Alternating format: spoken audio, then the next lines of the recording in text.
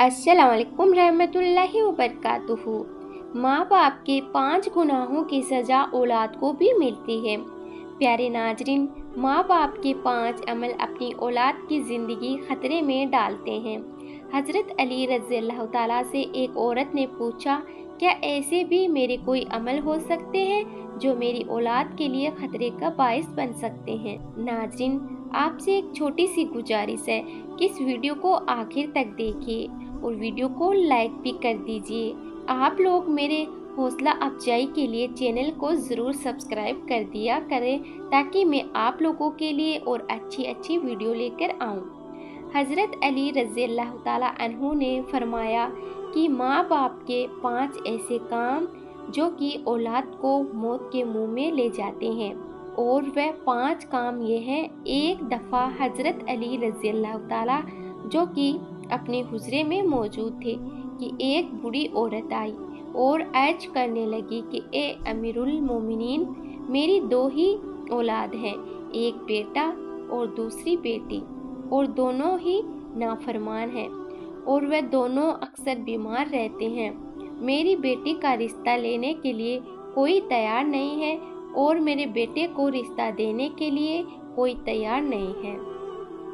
मैं ऐसा कौन सा अमल करूं जिससे उनकी ज़िंदगी में बरकत आए और वह अमल उन्हें नफ़ा दे और वह मेरी नाफरमानी भी ना करे और सेहतयाब भी हो जाएं।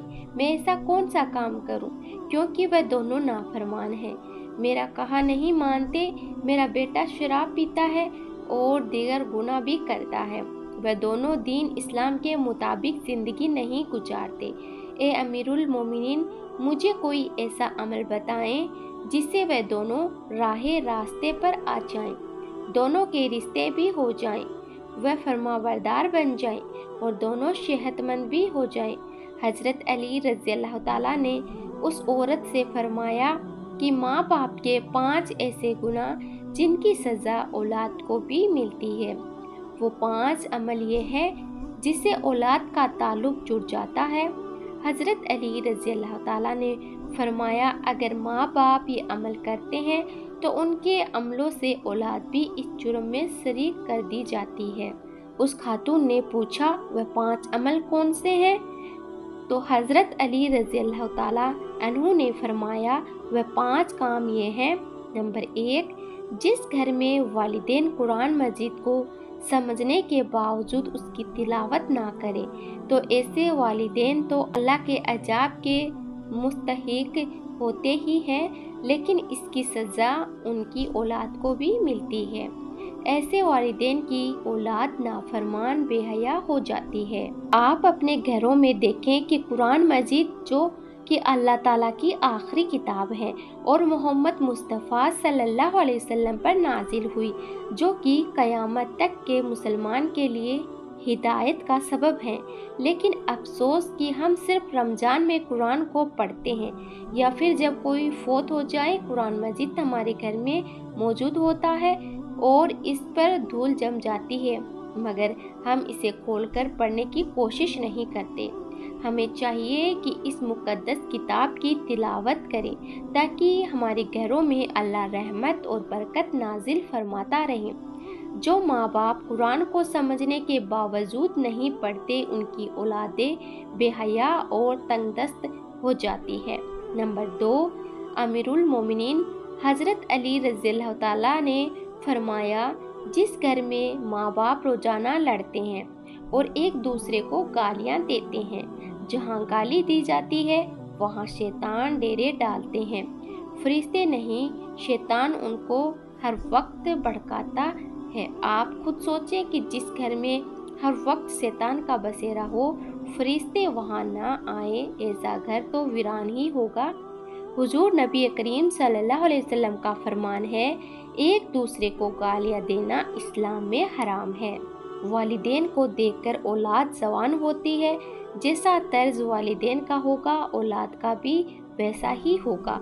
जिन बच्चों ने सारी उम्र अपने वालिदैन को लड़ाई झगड़ा करते गालियाँ देते देखा तो ऐसी औलाद से वालिदैन कैसे तवक्कुह रख सकते हैं। उनकी औलाद فرما بردار کیسے ہوگے؟ اس لیے حضرت علی رضی اللہ تعالیٰ نے فرمایا ماں باپ کو چاہیے دین اسلام میں بات چیت کے جو طریقے بتائے گئے ہیں ان پر عمل کرے تاکہ ان کی اولاد کی تربیت درست طریقے سے ہو۔ اس طرح آپ کی اولاد نافرمان اور بے حیا نہیں ہوگی۔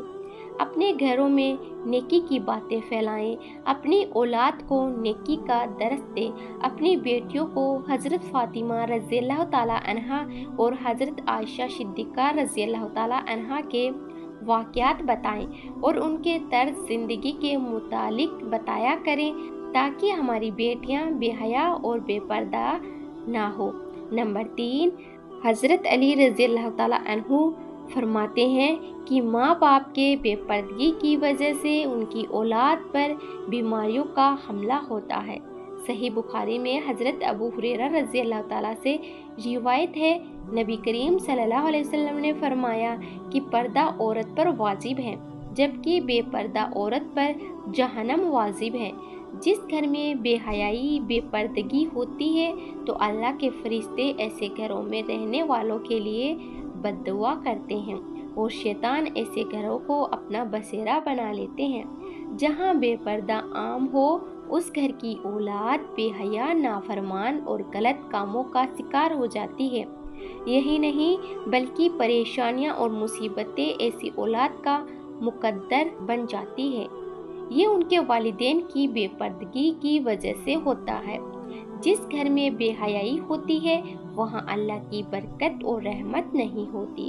ایسے میں ماں باپ کی اولاد فتنوں اور بلاؤں سے محفوظ نہیں رہ سکے گی، کیونکہ اللہ کے فرشتے جو کہ ان فتنوں کو روکتے ہیں وہ تو اس گھر سے چلے جاتے ہیں۔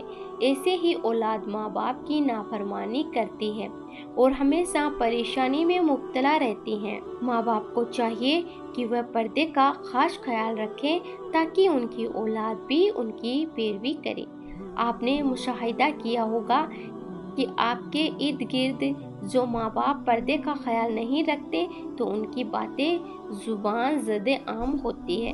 اکثر عورتیں کہتی ہوئی دکھائی دیتی ہے پردہ دل کا ہونا چاہیے، تو ایسی عورتوں کو اللہ کے غضب سے ڈرنا چاہیے کہ کیا ان کا دل حضرت فاطمہ رضی اللہ تعالیٰ عنہا اور حضرت عائشہ صدیقہ رضی اللہ تعالیٰ عنہا کے دل سے زیادہ پاک ہے؟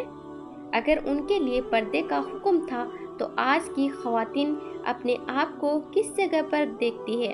اپنی بیٹیوں کو حضرت فاطمہ رضی اللہ تعالیٰ عنہا کے واقعات بتائیں۔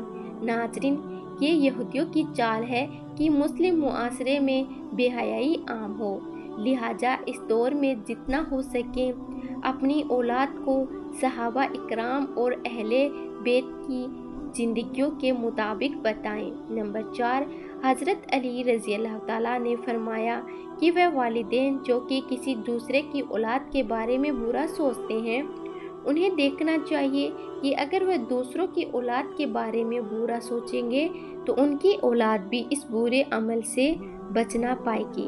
اللہ تعالیٰ ان کی اولاد کے لیے برا کرتا ہے کیونکہ اللہ تعالیٰ بڑا رحمان ہے۔ اللہ تعالیٰ 70 ماؤں سے زیادہ اپنے بندوں سے محبت کرتا ہے۔ اگر تم کسی کی اولاد کو پریشانی میں ڈالو گے تو اللہ تعالیٰ وہی نظریہ تمہاری اولاد پر مسلط فرما دیتا ہے، کیونکہ جیسا کرو گے ویسا بھرو گے۔ جیسا تم دوسروں کی اولاد کے متعلق سوچتے ہو اللہ تعالیٰ وہی نظریہ دوسروں کے ذہن میں تمہاری اولاد کے متعلق بنا دیتا ہے۔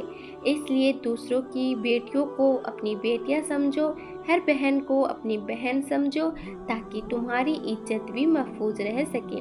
نمبر 5، حضرت علی رضی اللہ تعالیٰ نے فرمایا جو ماں باپ اپنے گھر میں حلال حرام کا فرق نہیں کرتے، حرام وہ نہیں کہ حرام جانور کا گوشت کھا لیا جائے یا کوئی حرام چیز کھا لیا جائے، یہ تو قطعی حرام ہے۔ حرام وہ ہے جو حلال کو حرام کر کے کھایا جاتا ہے، کسی کو دھوکہ دے کر اس کا حق کھا لیا جائے یا کسی غریب مسکین کا حق کھا لیا جائے تو یہ بھی حرام ہی ہے۔ اگر حرام مال بچوں کو کھلایا جائے تو اولاد نافرمان، بے حیا اور بیماریوں میں مبتلا ہو جاتی ہے۔ آج کل یہ بیماریاں ہمارے معاشرے میں عام ہو گئی ہے۔ کیا حرام کھانے والے اسے حلال سمجھ کر کھا رہے ہیں؟ اللہ تعالیٰ سے دعا ہے کہ اللہ تعالیٰ ہم سب کو رزق حلال کمانے کی توفیق عطا فرمائے، آمین۔ ناظرین، امید ہے آپ کو آج کی یہ ویڈیو پسند آئی ہوگی۔ اگر آپ کو ویڈیو پسند آئی ہو تو ویڈیو کو لائک شیئر کر دیجئے اور عریشہ خان چینل کو سبسکرائب کر لیجئے۔